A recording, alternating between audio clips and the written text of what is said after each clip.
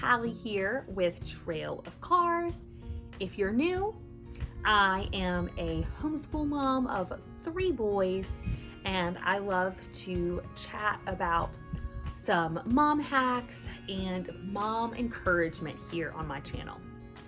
Today I have 5 tips to beat stay-at-home mom loneliness. I think this is a big thing that we don't really talk a lot about, is how lonely it can really be to stay at home with your kids.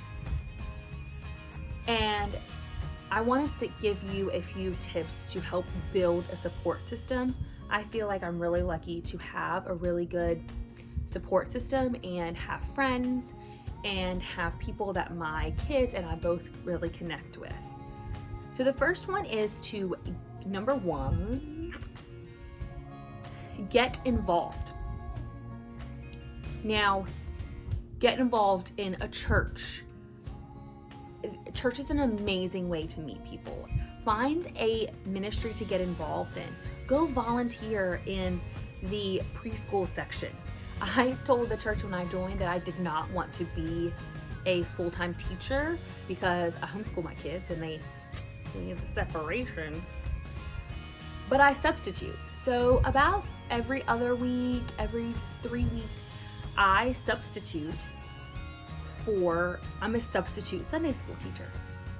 And that works out great because I've gotten to meet a lot of the other parents and meet the other kids and formed friendships from that. A lot of the time, church is a place where people are looking to build community. They also want friends.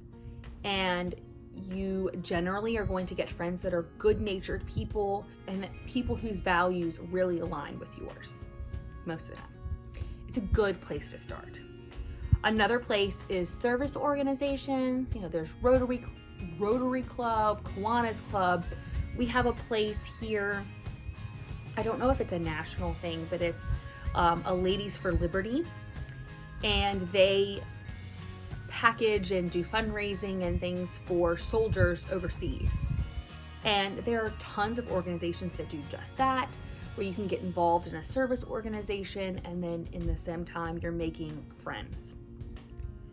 Another suggestion to get involved is to go to a MOPS, Mothers of Preschoolers, or Moms Club International, which these are both organizations. I've been involved in both of them at different times, and these are awesome. I still have friends that I met in my original Moms Club group that we still chat with, and I've seen other women in my community who have really built friendships off of those Moms Clubs, MOPS, when their children were little. So even if you are a young mom with young kids, like infants, there are groups just for you.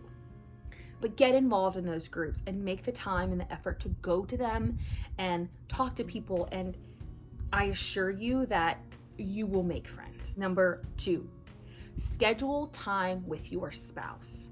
Even if you have to literally write it down on the calendar, schedule time with your spouse. And if you don't have a sitter, if you just can't get away without your children, I think it's great to get out of the house without your children, but set up an intentional date night at home.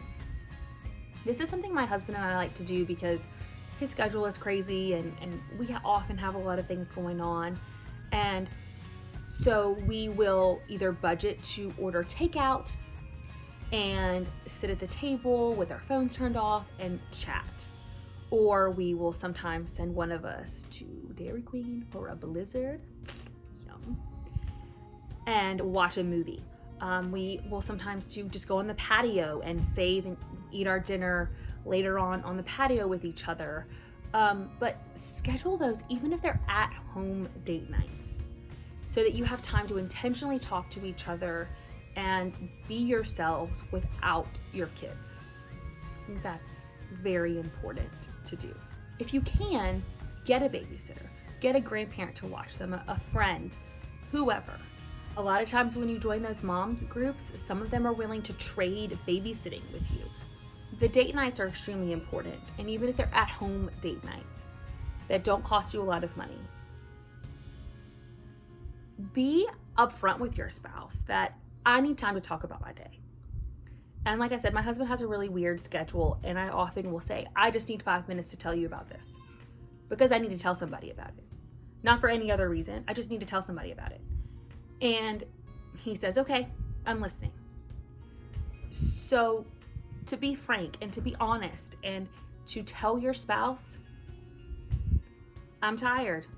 I need to leave for a second, or I just need to talk to an adult.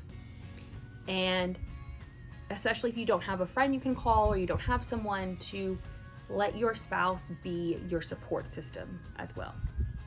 Number 3, get out. Now, right now, we can't really go out because of the current world. If you're watching this later on, this tip is for you. Take advantage of museums. Museums often will have, children's museums and zoos and other things will often have toddler days or baby days where they do special programming for young children. Our library has story time broken up into all ages.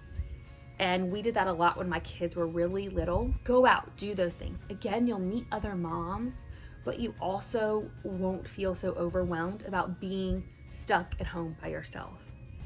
And I know, trust me, that sometimes in those trenches of motherhood, when you have a 2-year-old and you have an infant, it's really hard to get out of the house. But I guarantee you that it will be worth it.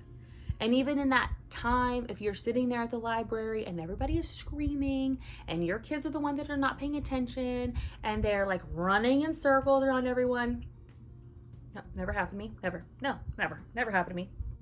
You will be glad you got out of the house and stopped staring at your 4 walls. That's important. Number 4 is to FaceTime with grandparents or with family members.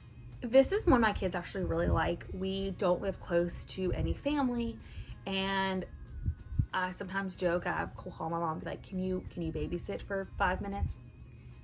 And she will.